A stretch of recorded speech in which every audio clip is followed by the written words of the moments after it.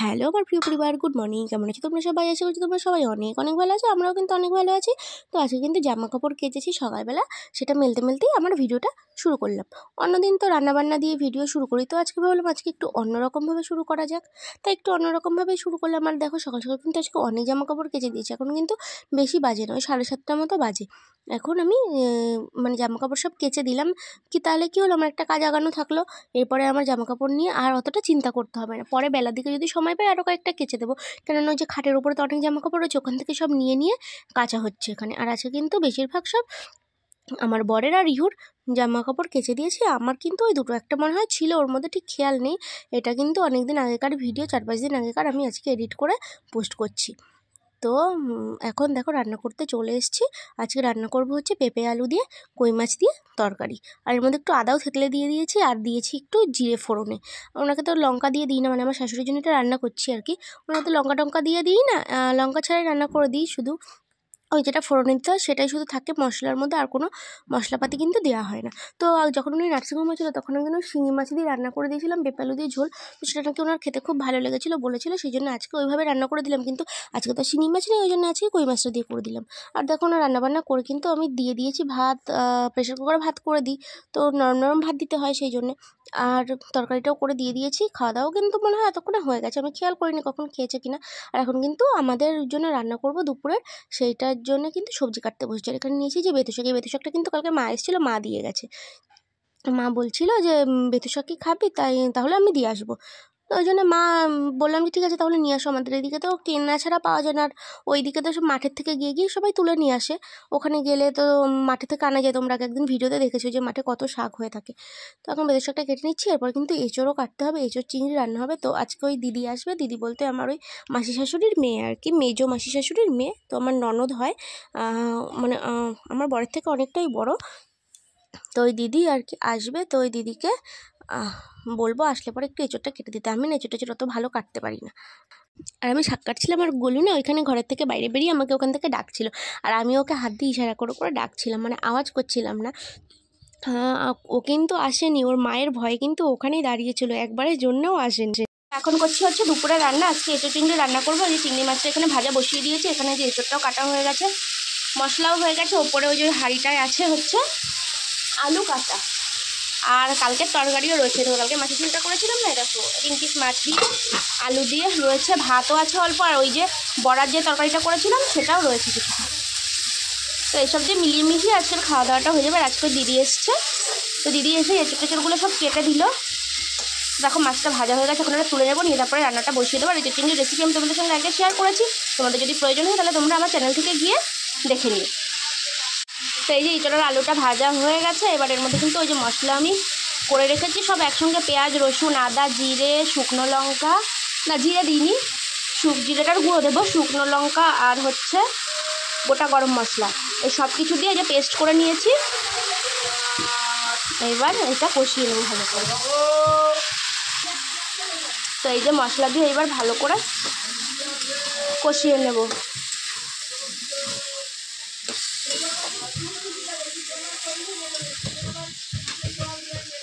তো বিকেলবেলা এখন আমরা মা ছেলেতে উঠে গেছি ঘুম থেকে। আমি অনেকক্ষণ আগেই উঠেছি, আমি বাইরে দাঁড়িয়ে একটু রীতিকার মায়ের সঙ্গে গল্প করছিলাম।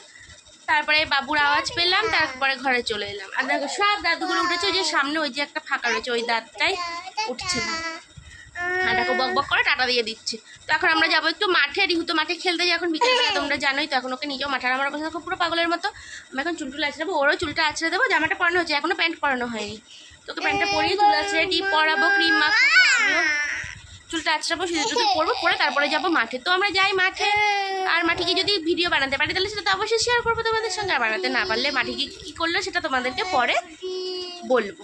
তো এখন টাটা, আবার পরে দেখা হচ্ছে। টাটা করে কিসি দাও।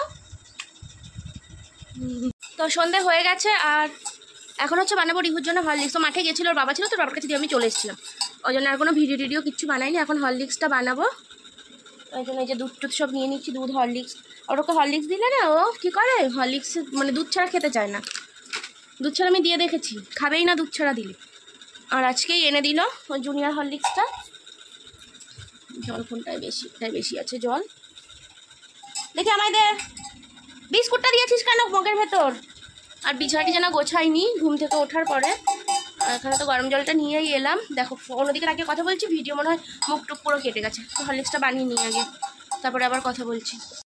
তো তোমরা দেখো এই যে কীভাবে আমি রিহুর জন্য হরলিক্সটা বানাই। তো এই যে দেখো এত দুষ্টুমি করে না, এই যে এখানে এই যে চামচটা দিয়ে আমি দুধ বানাই, মানে দুধ আর কি ল্যাকটোজেনের যে চামচটা, এই পড়ে যাবে, ওই চামচটা নিয়ে এই চামচটারই 3 চামচ মতো দিয়ে দিচ্ছি হরলিক্স। এই যে দিয়ে দিলাম 3 চামচ, আর একটুখানি দেবো, আর হচ্ছে দুধ দেবো, দিয়ে বানিয়ে দেবো। ঢাকা দিয়ে নিই। এই যে এই কৌটোটা থেকে ও দুধ ফেলে দিয়েছিল, কৌটোটা আগে ভাগে বাবা নিচে রেখে দিলাম। আর ওই দুধ ফেলে দেওয়ার পরে না আমি দুধের কৌটোটা চেঞ্জ করে নিয়েছি। এই যে এই কৌটোটা এখন দুধ রাখি। এই দেখো দিয়ে দিচ্ছি 1 চামচ, এই 2 চামচ, আর একটুখানি দুধ।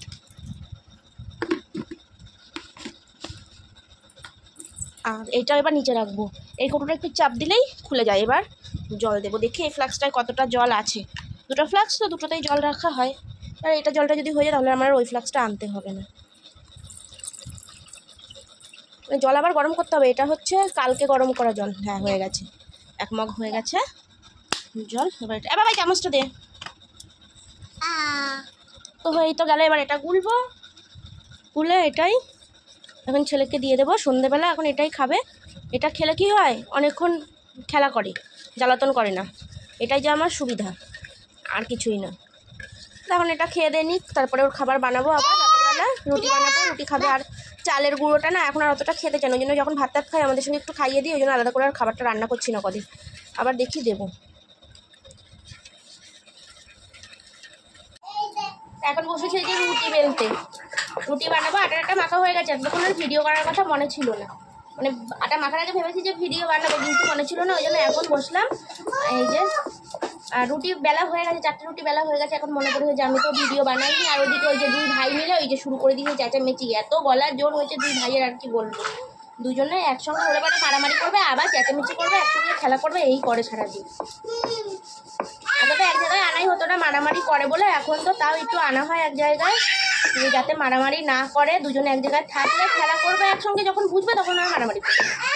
আজকে রুটিগুলো তাও একটু গোল গোল হচ্ছে। কালকের রুটিগুলো খুব সুন্দর হয়েছিল, গোল গোল হয়েছিল। কালকে না, পরশু দিন। কিন্তু আজকেরগুলো অতটা গোল হচ্ছে না, কিন্তু বেলাগুলো ভালোই হচ্ছে। দেখো আটা ফেলেছে একজন, আর একজন ছড়াচ্ছে।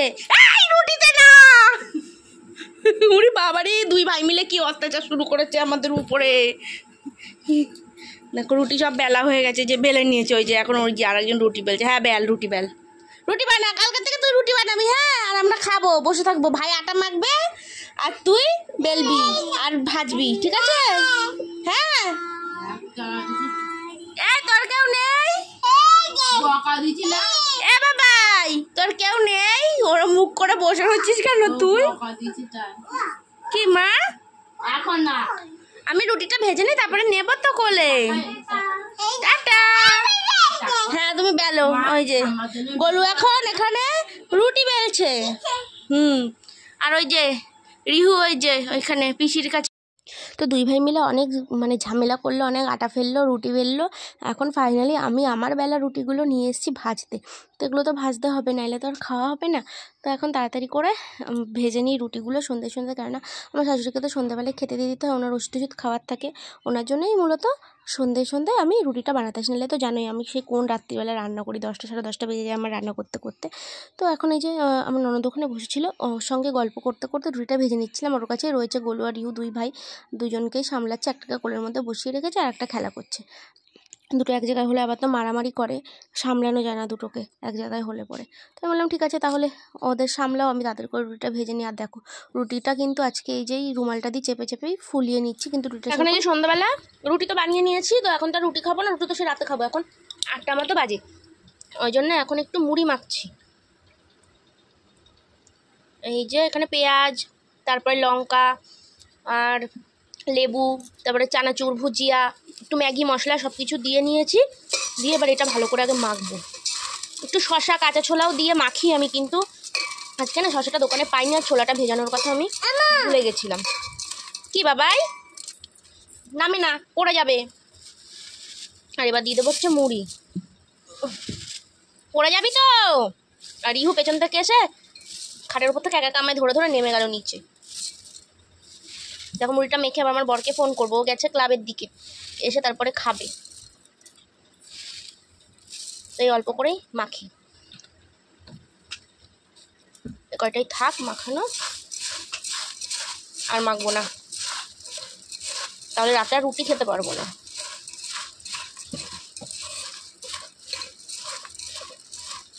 হয়ে গেল মাখানো। আর এর মধ্যে যদি একটু শসা, একটু কাঁচা ছোলা দেওয়া যেত না, আরও সুন্দর লাগতো খেতে।